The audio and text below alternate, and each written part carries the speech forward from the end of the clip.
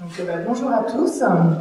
On va peut-être commencer. Alors, il va certainement y avoir des personnes qui vont arriver en cours, qui sont bloquées peut-être à l'accueil. Bienvenue au COS.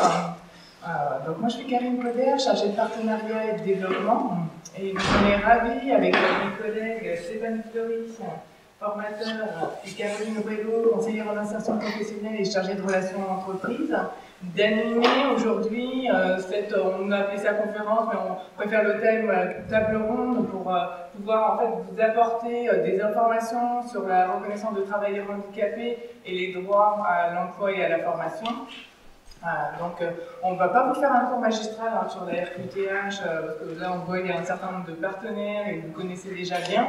Il nous semble important de rappeler quelques principes et puis surtout d'avoir des témoignages, nous appuyer sur les témoignages de ceux qui vont en parler mieux que nous, je pense. C'est nos stagiaires, donc Valérie Latarbella et Quentin Clésardin, donc stagiaires qui vont vous expliquer leur parcours et leur vision de ce que leur a apporté la FQTH par rapport à l'emploi et la formation. Et puis, merci également à Jennifer Frère-Roski, qui est partenaire du COS et qui est consultante et formatrice auprès de cadres dirigeants de grandes entreprises privées et publiques, donc qui intervient sur le champ du recrutement, de la détection et du management des travailleurs handicapés. Donc, Jennifer viendra nous éclairer sur l'apport, l'intérêt qu'ont les entreprises à s'intéresser aux personnes reconnues travailleurs handicapés et puis à les manager également. Donc, pourquoi avons-nous choisi en fait ce thème de la reconnaissance de travailleurs handicapés, et de l'emploi et de la formation? C'est parce qu'en fait au quotidien, on est amené à rencontrer des personnes qui ont le fameux papier reconnaissance de travailleurs handicapés, mais qui ne savent pas quoi en faire et auxquels il faut expliquer quels sont les droits qui y sont associés. Mais on rencontre également des personnes, des employeurs qui parfois manquent d'informations sur le handicap ou sur les aides qui peuvent y être associées également. Et enfin, les partenaires. Alors là, il y a un certain nombre de partenaires du médico-social qui sont très au fait du handicap, mais il y a également des partenaires pour qui c'est pas le cœur de public cible, donc qui manquent peut-être aussi d'informations sur ce qu'on peut faire avec une reconnaissance de travailleurs handicapés.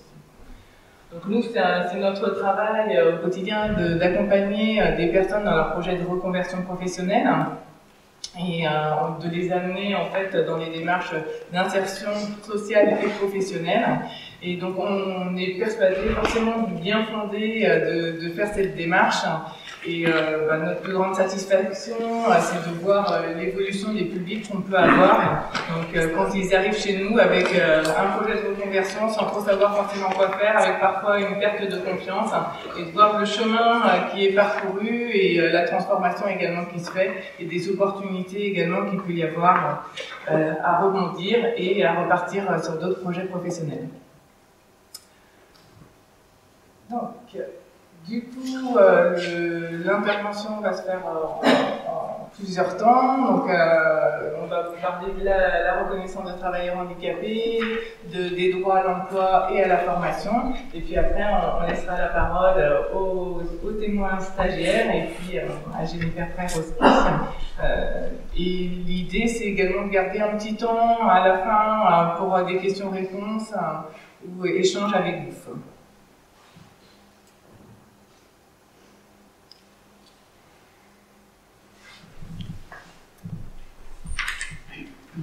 Qu'est-ce que le handicap? Comment on le définit? Quelle loi l'encadre?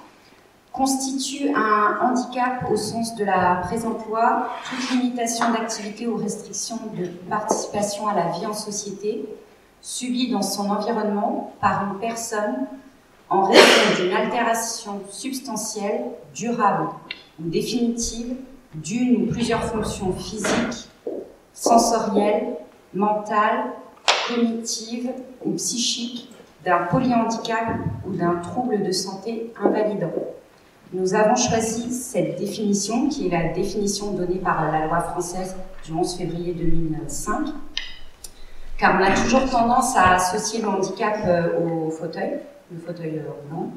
Or, seuls 2% des personnes en situation de handicap sont concernées. Et donc, nous l'intérêt de cette définition, c'est de montrer la diversité, l'étendue des situations de handicap, la notion de temporalité également. C'est durable, c'est définitif ou c'est temporaire, on sait très bien que les situations sont différentes pour chacun. Plusieurs fonctions peuvent être impactées, on l'a défini, physique, sensorielle. Et beaucoup de situations peuvent être handicapantes pour les personnes. Et on voulait mettre aussi en parallèle la situation que les personnes peuvent vivre personnellement et professionnellement. Exemple, allergie au colorant pour un coiffeur qui sera impactant pour son travail.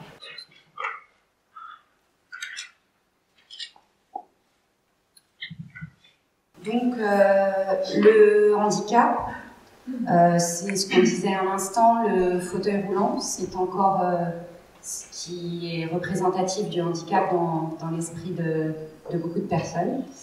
Or, comme on l'indiquait, c'est vraiment une minorité.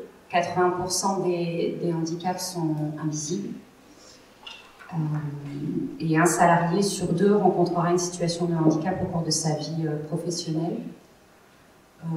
Pour tout le monde, on a voulu rappeler les différents types de handicap qui existent, la classification, donc avec les maladies psychiques, exemple dépression, phobie, anxiété, bipolarité, schizophrénie, intellectuel, j'espère que je ne vais pas trop vite, handicap mental, déficience intellectuelle, les maladies invalidantes, on peut donner comme exemple le diabète, la sclérose en plaques, l'hypertension artérielle, l'asthme, etc. Actuellement, on dénombre près de 12 millions de personnes en situation de handicap vivant en France. Ce chiffre prend en compte les handicaps les plus lourds, comme les incapacités mineures. Et donc, comme on disait à l'instant, pour 80% des cas, ça représente des handicaps dits invisibles, autrement dit, qui ne se remarquent pas au premier regard. Et 60% de l'ensemble des situations de handicap sont dues à des maladies invalidantes. Donc on peut constater un grand panel de handicaps différents qu'on vient d'exposer. Et beaucoup de personnes ignorent qu'ils peuvent faire cette demande de reconnaissance en qualité de travailleur handicapé, celle qu'on appelle plus communément la RQTH.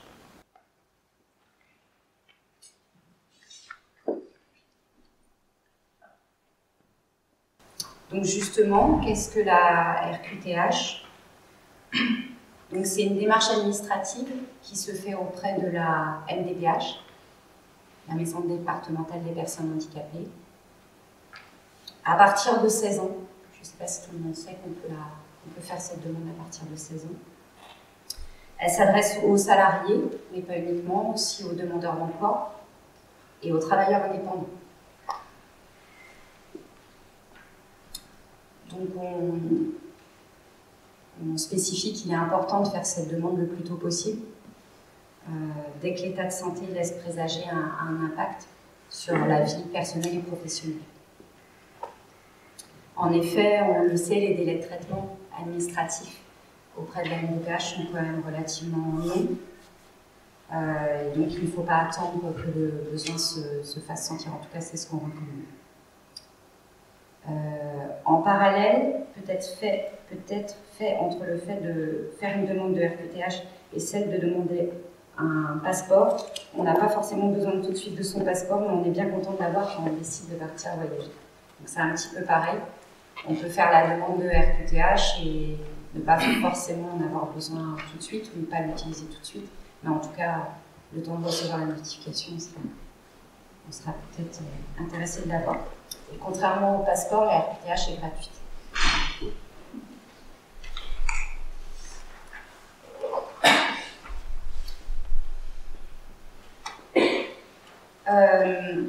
La RQTH ne dépend pas de la pathologie d'une personne, mais du retentissement de cette pathologie sur l'emploi. Donc elle permet d'accéder à des mesures mises en place pour favoriser le maintien dans l'emploi et l'insertion professionnelle des personnes en situation de handicap. Donc elle est bien rattachée au travail. Une demande peut être formulée lorsqu'il y a impossibilité pour une personne, du fait de ses problématiques de santé, de pouvoir réaliser l'ensemble des tâches qui lui sont confiées dans le cadre de son environnement de travail. Effectivement, un salarié a des capacités et des limitations qui lui sont propres. Donc, on parle de handicap au travail quand il y a une inéquation entre les deux.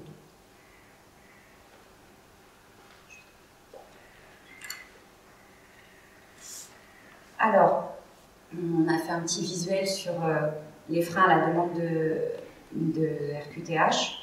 Donc on a déjà pu l'entendre nous aussi. Je ne me considère pas comme handicapée. Ma maladie est provisoire, donc je n'ai pas besoin d'aide. Et je n'ai pas envie que tout le monde soit au courant de mon problème. Donc je ne me considère pas comme handicapée. En fait, l'idée n'est pas d'avoir une étiquette, mais reconnaître que les problèmes de santé peuvent gêner dans le cadre précis du travail et de se donner les moyens d'agir pour compenser une situation de handicap. Ma maladie est provisoire, je n'ai pas besoin d'aide, oui, effectivement, mais s'assurer que l'état de santé de la personne n'est pas évolutif et refaire le point avec le médecin du travail, donc c'est important. Et la RQTH n'est pas figée dans le temps. Elle peut être temporaire pour permettre de compenser des difficultés de santé temporaires, justement. Et je n'ai pas envie que tout le monde soit au courant de mon problème. La RQTH est quand même un document personnel et confidentiel. C'est le salarié qui choisit d'en faire part ou non à son employeur, d'ailleurs, s'il le souhaite. Il ne s'agit pas d'aborder la maladie, mais d'aborder plutôt les conséquences, ce que ça signifie au quotidien au niveau du poste de travail, et plutôt parler des limitations fonctionnelles plutôt que de la pathologie. De même, la hiérarchie et les collègues n'ont pas à être informés de la situation, sauf si le salarié, en accord avec l'employeur, souhaite communiquer sur le sujet. Donc généralement, c'est une des premières choses qu'on dit à nos stagiaires.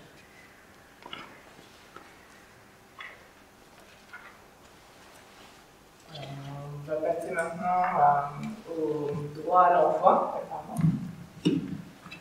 Donc, quel est le lien entre le fait de faire une demande de reconnaissance de travailleur handicapé et l'emploi? Donc, c'est bien une législation qui existe depuis très longtemps en France, qui s'est intéressée en fait à l'insertion des personnes en situation de handicap dans le monde du travail. Donc, dès les années 1920, on voit les employeurs, une loi qui oblige les employeurs à avoir des personnes mutilées de guerre dans leurs équipes. Après, on sait bien qu'il y a eu d'autres lois qui sont passées par là, la loi de 1975, la loi de 1987 et la dernière en date de 2005. Toutes ces lois font que les employeurs ont une obligation d'emploi des travailleurs handicapés à partir d'un effectif de 20 salariés. Donc ils doivent avoir 6% de personnes reconnues de travailleurs handicapés dans leur effectif. Et s'ils n'ont pas ces 6%, ils vont devoir s'acquitter d'une contribution, soit à l'AGP pour le secteur privé, ou soit au FIPHFP pour le secteur public. Donc ces contributions, elles sont ensuite reversées, justement, et elles apportent des droits aussi bien aux personnes reconnues travailleurs handicapés qu'aux entreprises. D'ailleurs, la dernière loi de 2005, elle instaure la notion de compensation au handicap, qui va être important dans les aides qui vont être proposées. Donc effectivement, pour représenter ce que c'est que cette compensation handicap, on voit sur le dessin des personnes qui regardent un match de foot, et il y a deux personnes qui n'arrivent pas à voir le match de foot sur l'écran, et pour pouvoir leur rendre accessible comme les autres, on va juste mettre des caissons pour que tout le monde soit à égalité et puisse regarder ce match de foot. Donc, je pense que ça illustre bien cette notion de compensation des conséquences du handicap. de dire qu'il n'y a pas forcément besoin d'aménagement toujours très important. Mais voilà, c'est l'idée de dire on va chercher à compenser et à rendre égale la situation de travail. Donc on peut relever quatre principes de compensation dans le domaine professionnel. Donc on a les aides humaines et techniques. Donc là on va penser aux aménagements de postes de travail. Et ce qui est caractéristique, c'est souvent de donner l'idée du siège ergonomique adapté. Donc là, en fait, le financeur va s'intéresser aux surcoûts liés à l'achat d'un fauteuil qui est dit ergonomique par rapport à un fauteuil classique. On va avoir des aides organisationnelles également. Ça peut être gérer le temps de travail un peu autrement pour une personne qui aurait un traitement lourd et qui ne pourrait pas forcément travailler très tôt le matin. Donc on va pouvoir adapter son temps de travail ou la charge de travail. Une autre compensation, ça va être aussi des compensations opérationnelles. Là, ça va être d'accompagner le manager ou un tuteur de l'entreprise pour pouvoir accompagner la personne en situation de handicap. Et enfin, le quatrième principe de compensation repose sur la formation. Formation pour rendre accessible un emploi déjà identifié ou déjà tenu par la personne ou un reclassement à un autre emploi qui lui permettra d'être en adéquation avec son état de santé. Donc, Jennifer qui reviendra dessus sur les avantages de la RQTH par rapport à l'employeur. On peut en citer quelques-uns et on l'a bien compris. L'obligation d'emploi des travailleurs handicapés en fait partie. Le fait également de bénéficier d'aide au recrutement sur des contrats d'IED. Ça va être également bénéficier d'aide sur le maintien dans l'emploi. Mais on voit bien qu'aujourd'hui, enfin, et pas qu'aujourd'hui, il y a une autre portée, il y a aussi une volonté d'intégrer des personnes en situation de handicap dans l'entreprise au-delà de l'obligation d'emploi des travailleurs handicapés et d'attirer aussi des personnes qui vont être motivées, qui vont faire le travail, puisqu'on cherche à compétences égales des personnes qui vont pouvoir apporter aussi d'autres choses dans l'entreprise.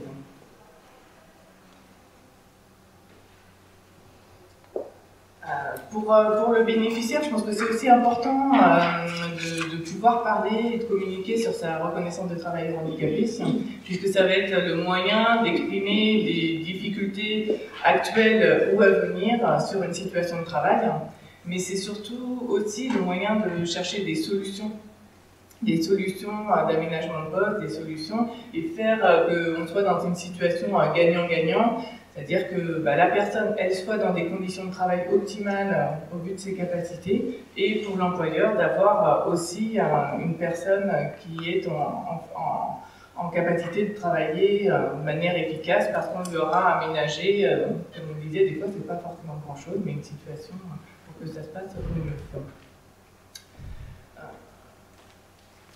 Donc voilà. Et puis également, le fait de faire cette reconnaissance de travailleur handicapé, ça va être à la fois pour les bénéficiaires et à la fois pour les entreprises, pouvoir être accompagnés par des structures qui sont spécialisées dans l'accompagnement de publics reconnus travailleurs handicapés. Donc on pense à Cap Emploi bien sûr, sur le recrutement et le maintien dans l'emploi, mais il existe également d'autres dispositifs dont sur la Seine-et-Marne, le COS est chef de file d'un dispositif qui s'appelle le dispositif emploi accompagné et qui là va permettre en fait d'accompagner des personnes qui présentent plutôt un handicap invisible, qui peut être d'ordre psychique notamment. Et donc là l'idée c'est d'avoir un accompagnement gratuit sans limitation de durée qui va permettre à la fois d'accompagner la personne vers et dans l'emploi, vers toutes ces démarches, professionnelles et extra-professionnelles, lever les freins pour l'accompagner au mieux. Et puis c'est aussi accompagner l'entreprise et les équipes à la gestion justement de la communication sur le handicap, revoir ces éléments-là également avec les membres de l'équipe, puisqu'on se rend bien compte que bien souvent c'est un problème de communication, c'est pas forcément facile de parler de son handicap quand il est invisible. Donc c'est de pouvoir avoir quelqu'un de l'extérieur qui va faciliter cette communication. Alors, je ne vais pas plus m'étendre sur le sujet. De toute façon, il y a une conférence pour laquelle peut-être vous êtes déjà inscrit sur ce dispositif-là cet après-midi. Et puis, je vous invite aussi à aller au stand numéro 19 où vous aurez en fait des conseillers en emploi accompagné. Donc après, on passe au droit à la formation. Donc la RQTH permet aux personnes de pouvoir bénéficier d'une orientation vers un ESPO ou un ESRP. Donc ce sont des dispositifs de formation dans lesquels la personne est au cœur du dispositif. Elle est entourée de psychologues, enfin pour le COS du moins, de psychologues du service médical, donc médecin ou médecin psychiatre, suivant la pathologie. Il y a aussi le service social. La personne aussi a accès à des activités physiques adaptées, donc qui sont adaptées au handicap de la personne. La partie numérique, on fait un accompagnement et plutôt un bilan sur les capacités et connaissances numériques, et aussi l'accès à la culture par des ateliers de théâtre et des choses comme ça, et microphonie aussi. Au niveau des formations dispensées au COS, il y a la plateforme EOM sur laquelle la personne peut faire de l'élaboration de projets, de la remise à niveau, faire un bilan de reconversion professionnelle et bénéficier aussi d'un accompagnement pour la VAE. Au niveau formation professionnelle, les secteurs sont le secteur administratif, l'infographie et le multimédia, l'informatique, la sécurité et la sûreté, les services et industries et conseillers en insertion professionnelle. Et concernant les dispositifs de retour à l'emploi, il y a l'entraînement au travail, des formations professionnalisantes sur tout secteur d'activité et l'emploi accompagné. Donc le bénéfice de la RQTH, c'est que ça permet d'intégrer un parcours de reconversion professionnelle dans un ESPO ou SRP, comme le nôtre, il y en a plusieurs en France, il y en a à peu près 80. Un centre de réadaptation professionnelle, c'est un établissement du médico-social financé par l'assurance maladie. Ces missions consistent à accompagner vers l'emploi des travailleurs handicapés en reconversion professionnelle et à répondre aux besoins des employeurs. Donc il existe à peu près 80 ESRP en France. Vous avez accès à ces ESRP sur le site de la FAGER, qui regroupe l'ensemble des établissements, et c'est à disposition sur Internet.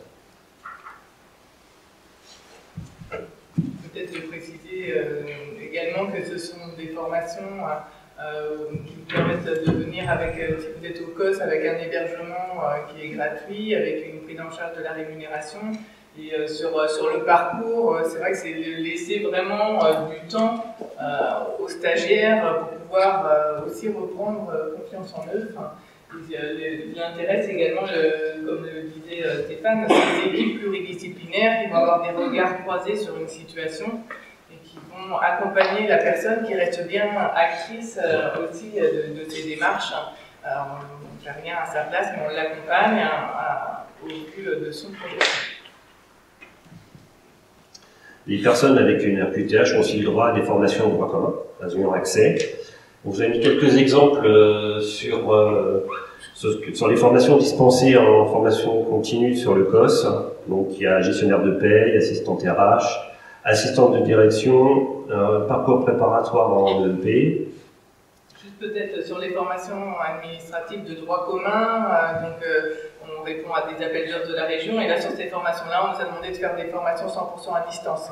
Donc, pour certaines personnes, ça peut aussi être une prise en considération du handicap, le fait de ne pas pouvoir se déplacer. Donc c'est peut-être aussi sur la formation de droit commun, des choses à envisager qui ne l'auraient pas été forcément jusqu'à présent. Donc on voit de plus en plus des formats un peu mixtes, formation à distance et formation en présentiel. Donc je poursuis. Concernant le secteur de la santé, il y a accès à la préparation d'aide-soignante ou auxiliaire de puériculture. Les domaines de l'infographie, de l'informatique, donc il y a technicien supérieur en système et réseau, administrateur infrastructure sécurisée et concepteur designer UI.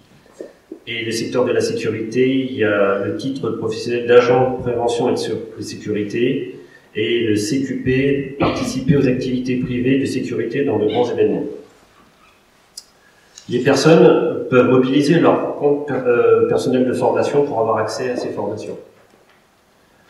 Le montant annuel du crédit du compte personnel de formation est de 800 € pour les personnes reconnues travailleurs handicapés au lieu de 500 € par an pour un travailleur classique.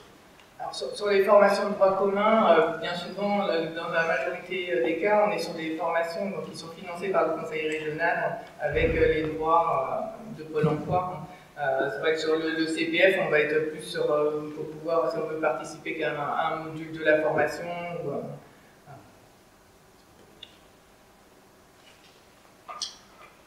Donc, du coup, c'est vrai que ce qui est un petit peu compliqué aujourd'hui, c'est que le niveau d'information, on voit qu'il y a pas mal de personnes du médico-social, on ne sait pas à qui on a affaire, donc c'est pour ça qu'on a voulu faire largement une information sur la RQTH, droit à l'emploi et à la formation. Donc maintenant, ça nous semble intéressant de passer la parole à nos stagiaires pour qu'ils vous expliquent, eux, leur vision de la RQTH.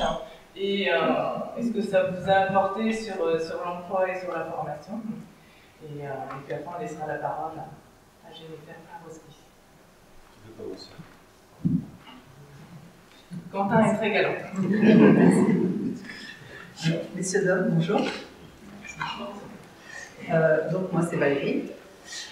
Alors, moi, j'avais pas connaissance de ce concept de RQTH, du poste et tout ça. Et je suis restée 8 ans en arrêt maladie, avec une maladie invalidante. Et un jour, par hasard, quelqu'un m'a parlé d'une cause de Nanto. Et ça a été un peu un déclic. Et j'ai fait un dossier MDPH, j'ai contacté le pôle autonomie territoriale, qui m'a aidé, qui m'a accompagné à monter mon dossier MDPH. Et j'ai demandé précisément à intégrer le poste de Nanto. Parce qu'on en avait parlé en bien, et voilà, je voulais savoir où j'en étais dans tout ce que je pouvais faire, ce que je pouvais accomplir ou pas, parce que 8 ans en arrêt maladie, on fait plus grand chose, on n'a plus de vie sociale, on est un peu, on vit un petit peu en reclus sur nous-mêmes. Et du coup, j'ai commencé par faire un bilan pour le diagnostic d'1 mois. Et là, du coup, ça nous permet de tester nos connaissances. On fait pas mal d'évaluations. Mais on n'est pas tout seul, on est en groupe, des petits groupes de travail, mais c'est très intéressant parce qu'on a chacun nos histoires et on se soutient les uns les autres, on se comprend, même si on vit des situations différentes, on se retrouve dans le regard des autres et donc on crée à nouveau du lien social, on se motive et on reprend une vie dynamique avec des horaires de travail, on fait des séances de sport qui sont adaptées à notre rythme selon nos possibilités. Et c'est très valorisant parce qu'on reprend confiance en nous et après on peut décider de suivre un projet. Si on a un projet de, je sais pas moi, création d'entreprise ou un projet professionnel, on a envie de s'essayer à autre chose, faire une reconversion, on en discute avec les professionnels du poste et on se teste, on voit si c'est possible ou pas. Et suivant nos projets, on peut faire les... Comment ça s'appelle? Il faut le savoir. Les anneaux, voilà, merci, je suis désolée. Et du coup, on a un suivi, on n'est jamais tout seul. On est entouré de beaucoup de personnes bienveillantes. Ça, c'est très très important parce que on est revalorisé et ça fait du bien au moral et ça nous permet de voir qu'on est quand même capable de faire plein de choses. Voilà. Donc ensuite j'ai suivi une autre formation de remobilisation, 3 semaines. Ça c'était très très intense, c'était très court et très intense. Et là c'était plus pour reprendre un peu confiance en soi. On a fait par exemple des jeux de rôle sur comment se présenter aux employeurs, des entretiens individuels. On était filmés et puis chaque semaine on voyait un peu nos progrès. Et ça, c'était très intéressant de pouvoir se voir et de voir les progrès que chacun faisait. Et ensuite, donc, j'ai fait une formation à ESI de 9 mois qui consiste à créer un projet. Enfin, moi, je n'avais pas de projet au départ, j'étais ouverte à un petit peu découvrir de nouveaux métiers. Et cette formation nous permet, au travers de stages, en fait, le but c'est de trouver des stages en entreprise pour s'essayer à des métiers, pour découvrir de nouveaux métiers et des fois d'obtenir un CDI, soit pendant le parcours, soit à la fin du parcours ou après. Mais en tout cas, on peut tester, voir ce qui nous plaît, ce qui ne nous plaît pas, ce qu'on est capable de faire. Des fois, on se fait des idées sur certains métiers, on pense que c'est pas du tout accessible et en fait, ça l'est. On s'en rend compte une fois sur place, on y arrive et ça nous plaît. Et ça, c'est une formation qui est vraiment, vraiment super. Franchement, moi, j'ai adoré faire cette formation. Voilà. Et bon, là, aujourd'hui, j'ai terminé ma formation. Donc, je suis encore en recherche d'emploi. Mais je ne me décourage pas. Voilà, si je veux bien finir par trouver ma paire de bras. Voilà. Mais en fait, non, sinon j'ai quand même une orientation vers un autre CRP. Mais la date d'entrée, c'est septembre 2024, donc c'est un peu long. Oui. Et pour quelle formation? BPGEPS, animation sociale. Et là, j'ai reçu justement la notification MDPH qui me l'accorde. Mais bon, en attendant, je voudrais bien travailler, je ne veux pas me retrouver encore chez moi, plus de vie sociale, pas après tout ce que j'ai connu. Voilà. Donc, je cherche un petit travail entre-temps, et puis septembre, je pars pour 20 mois de formation. Voilà. Si vous avez des questions, je peux vous répondre. Non.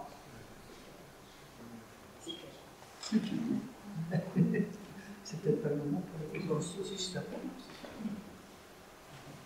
n'y a pas de questions, on passe la parole à Quentin. Bonjour tout le monde, je m'appelle Quentin. Alors, à la base, je suis issu d'une formation de tatouage. À mes 26 ans, j'ai eu mon handicap qui s'est déclaré, un handicap psychique. Donc, j'ai dû me réorienter professionnellement. Via Cap Emploi, j'ai fait un bilan de compétences qui m'a orienté sur le secteur administratif et au niveau du COS de Melun. Du coup, j'ai intégré une formation employé administratif et d'accueil qui était une formation de 16 mois.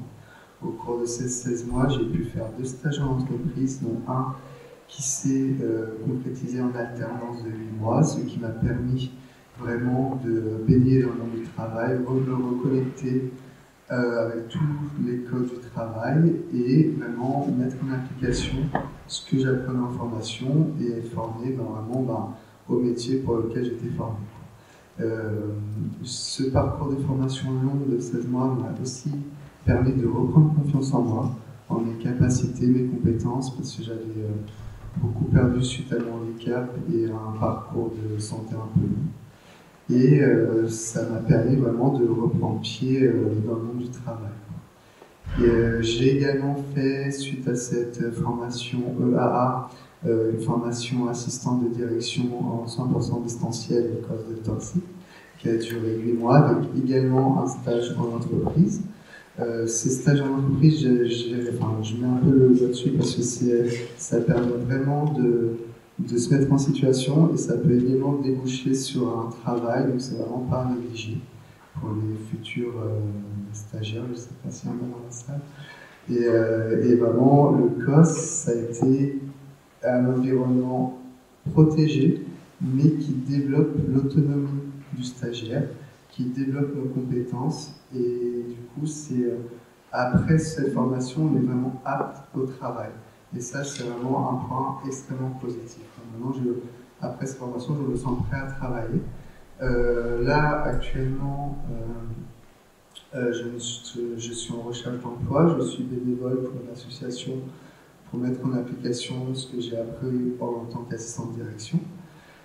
Et la reconnaissance RQTH m'a permis justement, en fait, de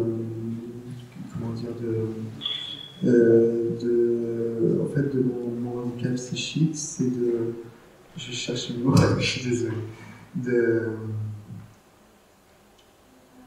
pas d'acclimater, mais d'adapter le milieu professionnel à mon handicap, soit en phase de conserver son emploi, soit en phase d'une orientation professionnelle.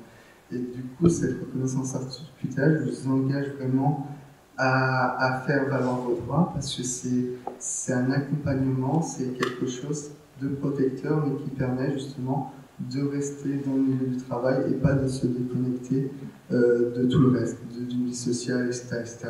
Parce qu'on peut très vite, en situation de handicap, déconnecter avec tout ça et après être hors de la société. Et à partir de là, c'est très compliqué de se reconstruire et de se rapprocher de quelque chose. Et moi, je sais que le COS m'a permis cette reconversion-là. J'en suis très reconnaissant. Merci beaucoup. En tout cas, merci beaucoup à vous deux pour vos témoignages.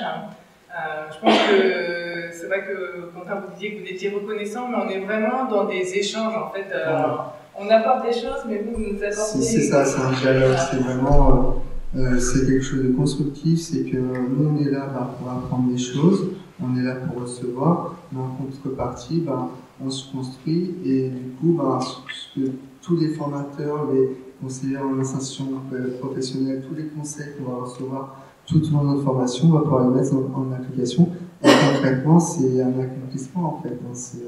C'est grâce à vous que moi je suis là actuellement. Donc c'est vraiment une notion d'échange et il y a un accompagnement pendant et après la formation.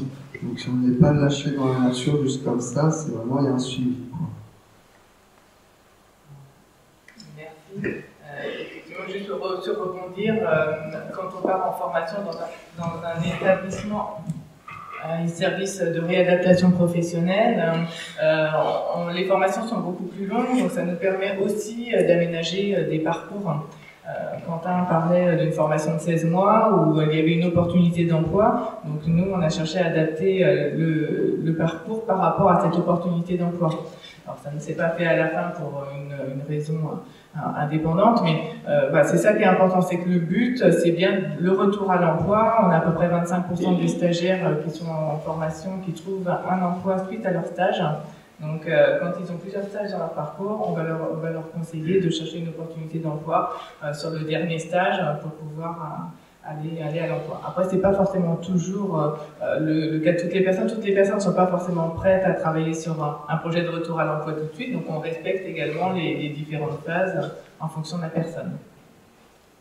Donc voilà, je pense que vous avez bien reflété l'intérêt de faire la démarche de reconnaissance de travailleurs handicapés d'un point de vue de bénéficiaires.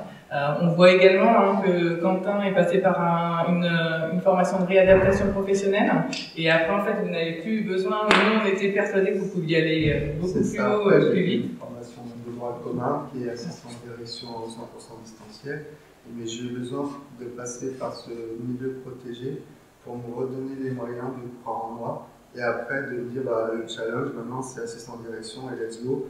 J'ai les compétences, j'ai les capacités, on m'a donné les moyens, c'est à moi maintenant de prouver quoi. Et ça marche. Donc voilà, on n'est pas là pour dire toutes les personnes reconnues de travailleurs handicapés doivent passer par un établissement de réadaptation professionnelle, mais parfois c'est nécessaire dans une situation. Donc vraiment, ces formations longues laissent vraiment le temps à tous les stagiaires d'avancer à leur rythme. C'est vraiment parce que le formateur est derrière tout le monde, lâche personne et s'adapte aux stagiaires et c'est génial. Ça change de l'enseignement qu'on peut avoir classique. C'est un vrai accompagnement. Merci à vous. Il nous reste Jennifer Perowski. Si vous pouvez nous donner en fait le retour un peu d'expérience que vous avez des entreprises qui s'intéressent aux personnes reconnues de travailleurs handicapés, quel est leur intérêt, quels sont leurs avantages? Déjà, je voulais remercier, bonjour à tous, je voulais remercier Valérie et Quentin parce que je trouve que c'est une démarche qui permet justement de pas diaboliser la situation de handicap, parce que je pense qu'il y a un gros mot derrière le handicap, et ils l'ont prouvé, ça peut nous arriver à n'importe quel moment, tout un chacun. Juste rappel d'un chiffre, il n'y a que 15% de la population qui est concernée par un handicap à la naissance. Donc on a toujours tendance à se dire que ça peut arriver qu'aux autres et que ça n'arrive pas à soi. Et là, ils sont la preuve vivante que Quentin disait que du coup c'est grâce au COS, c'est grâce aux personnes qui l'ont accompagné. À mon sens, il n'y a pas que la situation de handicap qui fait qu'on a tous besoin des fois d'un coup de pouce dans la vie. Et moi j'ai envie de vous dire, c'est grâce à vous. Parce qu'en fait, quand on parle de handicap, on ne parle pas d'inaptitude totale au travail, c'est-à-dire qu'on est apte par rapport à un poste. Et donc du coup, en fait, le handicap, c'est juste une identité au travail, et on parle de management des compétences. Donc aujourd'hui, vous avez juste besoin d'un coup de pouce pour valoriser vos compétences, parce qu'il y a une situation qui vous a fragilisé à un moment donné. Et je pense qu'en entreprise, donc le retour d'expérience justement sur les avantages pour les entreprises, c'est vraiment ça. C'est aujourd'hui, dans toutes ces identités qu'on a gérées, la situation de handicap c'en est une. Il y a d'autres personnes qui ont des complications dans la vie de tous les jours. Ça peut arriver, des accidents de la vie, des moments où on n'est pas bien. Et du coup, pour une entreprise publique ou privée, il est absolument important de se dire, on a plusieurs identités au travail à gérer. Il y a aussi ces objectifs d'inclusion, à savoir, il y a les situations de handicap, mais il y a d'autres critères qui peuvent rentrer dans la discrimination ou non-discrimination. Le handicap en fait partie, mais en fait, on a géré ces identités. Et donc, pour gérer ces identités, il faut qu'on puisse atteindre ensemble un objectif commun pour atteindre un résultat. Parce qu'il ne faut pas oublier qu'en fait, une entreprise publique et privée, c'est une organisation qui a un objectif commun et des résultats à atteindre. Et donc, pour atteindre cette performance, on doit prendre en compte toutes les situations. Et de la même façon qu'en tant qu'employeur, on a tout à fait, on se dit, nous, dans notre situation antipersonnelle, on aimerait bien que le jour où ça nous arrive, on soit aussi pris en compte et on soit aussi accompagné. Donc ça, on va dire que sur le management des compétences et sur la performance, ce sont les deux avantages de la RQTH pour les employeurs. Il y a aussi, on en parle pas mal sur le côté marque employeur, c'est-à-dire l'image de l'organisation.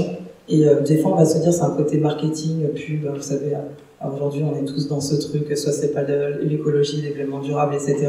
Mais non, à un moment donné, il y a quand même un impact sociétal, c'est-à-dire même si dans des organisations qui développent par exemple des biens et des services pour des consommateurs, à un moment donné, l'impact, maintenant les consommateurs sont pas, on va dire, sont éclairés, et en fait ils ont envie de consommer aussi des biens et des services qui sont élaborés par des entreprises qui tiennent en compte de leur impact sur la société et sur l'intégration du personnel. C'est-à-dire, on est bien d'accord qu'on critique ce qui se passe à l'autre bout du monde sur la situation des personnes au travail, balayons devant notre porte, à savoir comment nous, on intègre aussi la diversité au sein de nos organisations. Donc ça, c'est un autre levier. Après, il y a le levier de base, l'avantage de base, c'est respecter les obligations légales, mais vraiment de se dire qu'en fait, dans tout ça, il y a plutôt intérêt parce qu'on n'a pas le choix et parce que demain ça peut être nous.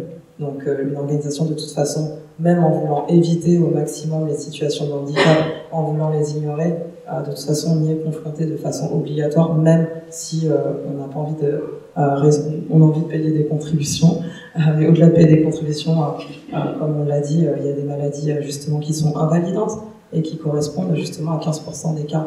Et ce sont des maladies non professionnelles. Et aujourd'hui, moi, ce que je constate, c'est qu'il y a cette volonté des organisations d'intégrer les situations de handicap, de par le fait aussi que la loi de 2005, ce qui définit le handicap, elle est très récente, mine de rien. C'est-à-dire qu'à l'époque, on n'arrivait même pas à définir quelle était une situation de handicap. On ne savait pas qu'est-ce qu'on était derrière. Donc, ne pas pouvoir donner de définition, c'est ne pas pouvoir fixer un cadre et ne pas savoir comment on va mettre en œuvre des dispositifs pour accompagner. Et aujourd'hui, ce que je constate quand j'accompagne des cadres dirigeants, c'est vraiment le besoin de comprendre. Parce qu'en fait, derrière handicap, on a parlé de certaines... on parle de maladies chroniques, de maladies invalidantes, etc. Mais beaucoup oublient que, par exemple, l'hypertension, le diabète, les cancers, ce sont des maladies qui sont fréquentes, courantes, et aujourd'hui qui ne sont pas on ne les associe pas nécessairement à une situation de handicap. Donc il est difficile de proposer un accompagnement aux collaborateurs, donc à ses employés, en ce sens-là. Parce qu'en fait, on n'arrive pas à identifier, parce qu'on a en fait ces stéréotypes autour du handicap et ce que c'est. Et après, quand on découvre qu'en fait, il y a des maladies qui sont très courantes, qui peuvent entrer dans ce champ-là, on se dit, ok, en fait, on a plutôt intérêt de s'y intéresser, parce que du coup, ça fait partie de la vie de l'organisation. Et là, quand il y a ce niveau de compréhension de ce que sont les situations de handicap, on se rend compte que derrière, on comprend plus un des avantages qui est aussi l'avantage financier pour les organisations, parce que du coup, grâce à la RQTH, il est possible pour les organisations de pouvoir se faire financer du matériel ou des moyens qui permettent du coup d'adapter et d'aménager le poste pour les personnes en situation de handicap. Donc l'organisation a juste plutôt tout intérêt à laisser libre parole aux personnes de pouvoir communiquer sur leur RQTH, parce que c'est pas facile de dire on est RQTH, mais par contre on veut pas nécessairement parler. Alors l'entreprise là, dans son intérêt de se dire si moi je veux aménager, adapter le poste, il est absolument nécessaire, si je veux bénéficier de ces avantages via les dispositifs publics, il faut justement que je sois plus ouvert sur ma communication avec mes employés sur est-ce qu'ils ont besoin d'aménagement de poste, comment les mettre en place et comment je peux actionner les leviers du public via la RQTH pour pouvoir bénéficier et faire bénéficier de ces aménagements. Après, il y a des avantages, d'autres.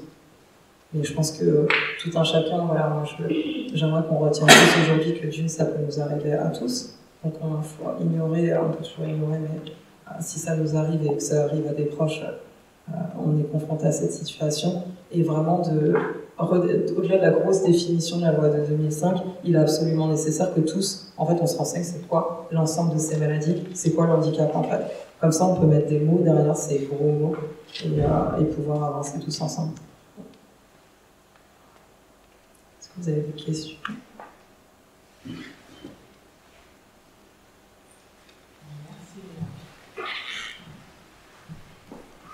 Merci Jennifer pour cet éclairage. Du coup, est-ce que effectivement vous avez des questions? Est-ce que vous avez aussi des choses à partager? Est-ce que c'est l'idée également sur ces questions-là?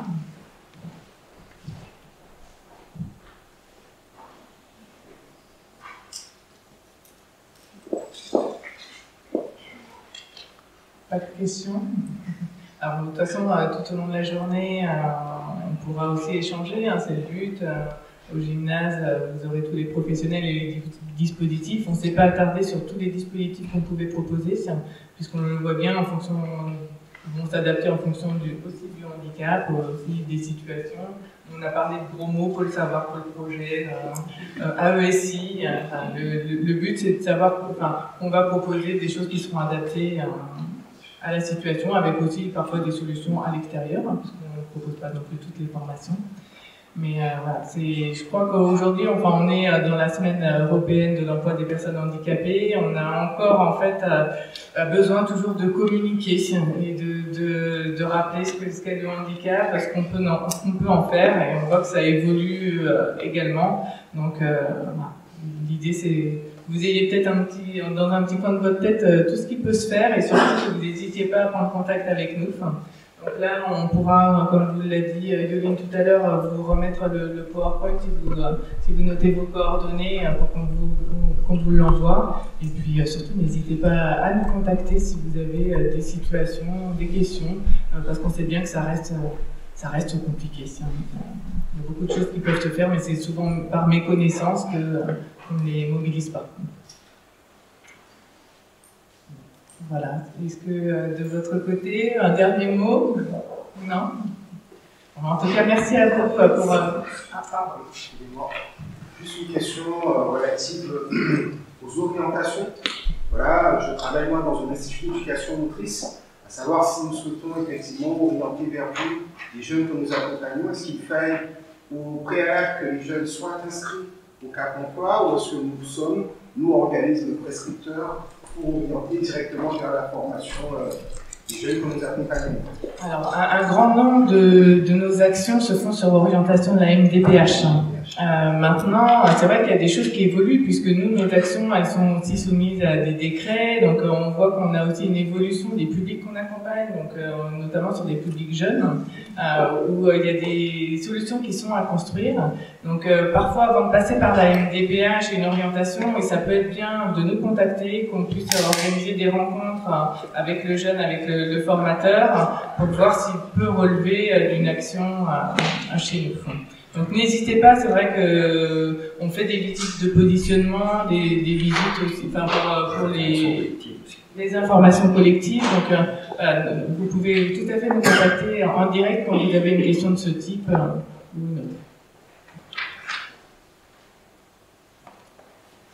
bien, mais écoutez, on va vous libérer. Encore merci pour votre participation et au plaisir de pouvoir échanger avec vous.